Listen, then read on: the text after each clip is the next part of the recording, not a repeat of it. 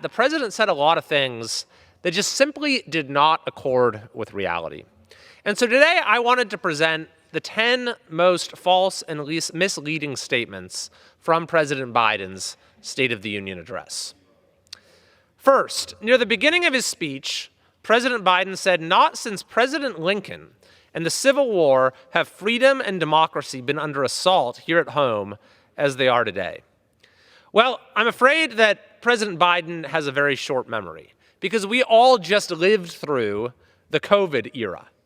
Starting in March of 2020, the most basic freedoms and tenets of democracy were not just insulted in this country, they vanished entirely in many places. Governors like Gavin Newsom in California declared the legislative branch abolished and barricaded Capitol buildings. This Capitol itself was barricaded, ruling by executive decree, even threatening to declare martial law. Citizens were not allowed to leave their homes. Businesses were not allowed to open their doors. Children were not allowed to go to school or play sports. People of faith were not allowed to worship or even gather for Bible study. Beaches were declared off limits. Curfews were imposed, even for adults having dinner with one other couple in a private residence. Pedestrians were tackled, literally, for not wearing masks, walking around outdoors. Employees were fired from their jobs, kids were expelled from school, and consumers were banned from coffee shops over their personal medical decisions. Social media users were suspended for deviating from the government-approved narrative, even if they happened to present true information. Now, it's understandable why Biden would like to pretend that none of this ever happened, but we all lived through it, and the scars will be with our country for a very long time. A second related statement that the president made is that the pandemic no longer controls our lives. The truth is, the pandemic never controlled our lives. It was government actions in response to the pandemic that controlled our lives. The third statement from President Biden was his statement that he's already cut the federal deficit by over $1 trillion. This is just plainly numerically false. When President Biden took office, the national debt was $27.8 trillion. Today, it is $34.2 trillion. In just a few years, it's gone from $27.8 trillion to $34.2 trillion. And the reason is no mystery. The president went on a massive spending spree with bills passed that included multiple trillion-dollar increases in spending, which of course has not only increased the debt beyond anything we've ever seen, but is what triggered this inflation crisis that is still causing so many American families to struggle. Which brings me to the next statement of the president's during the State of the Union, which is, now our economy is the envy of the world. Far from being the envy of the world, our economy is a source of great dissatisfaction from the folks who live in our country. A recent New York Times poll asked, do you think the economy is better or worse than it was 4 years ago, or is it about the same? 21% said it's better, 63% said it's worse.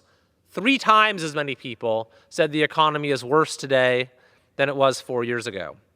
The Times poll also asked, thinking about the nation's economy, how would you rate economic conditions today? 8% or 28% said either excellent or good. 72% said only fair or poor. 28% to 72%. A related statement from the president's State of the Union was that wages keep going up and inflation keeps coming down. Both are demonstrably false. In fact, since President Biden took office, real wages and take-home pay have decreased, in some sense because folks are not getting the same number of hours that they used to be getting. And when it comes to inflation, here are just a few statistics for you. Prices today, at this point, compared to 3 years ago. The price of gasoline has gone up by over 33%. The price of hotel rooms by 31%.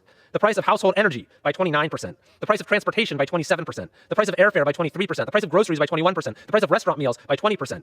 The price of used vehicles, new vehicles, housing, rent, overall inflation, personal care, furniture, all in the high teens. The list goes on. In President Biden's State of the Union, he also said that to remain the strongest economy in the world, we need the best education system in the world. The problem is that this president's policies have made it more difficult for us to have a good education system, let alone the best education system in the world. Last week, we held a hearing in the Education Committee on charter schools, which have been shown across the board to produce tremendous results in expanding opportunity and lowering achievement gaps, in increasing student achievement across the board. And yet one of the first things that the Biden administration did as soon as he took office is to go after charter schools and cut charter school grants. Not to mention the school shutdowns that were enacted across this country in states like California, and this president never came out and did a single thing to get governors like Gavin Newsom to let kids come back and go back to school, and we're going to be dealing with the harms from these school shutdowns from a very, very long time.